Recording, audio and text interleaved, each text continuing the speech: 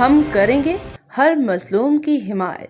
السلام علیکم، میں ہوں حرین فاطمہ اور آپ دیکھ رہے ہیں حمایتی نیوز HD چینل۔ نظر ڈالتے ہیں آج کی اہم خبروں پر۔